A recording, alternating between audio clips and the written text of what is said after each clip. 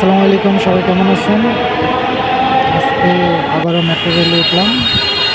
তো আজকে মেট্রো রেলের পুরোটা কাউন্টার, তো মেট্রো রেলে কীভাবে টিকিট কাটতে হয় পুরোটা বিষয় আপনাদেরকে আজকে দেখাবো। তো এখন মেট্রো রেল টিকিট কাউন্টারের দিকে যাচ্ছি টিকিট কাটার জন্য।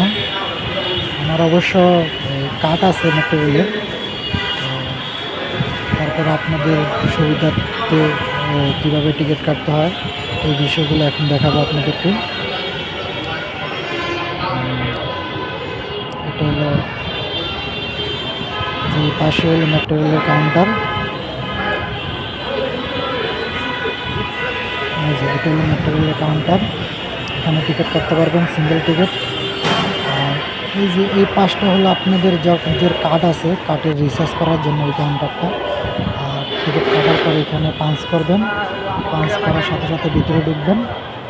আমার কার্ড আছে মানি ব্যাগের ভিতরে কার্ড, এখান থেকে আমি পাঞ্চ করছি। পাঞ্চ করে সোজা সিঁড়ি দিয়ে আপনার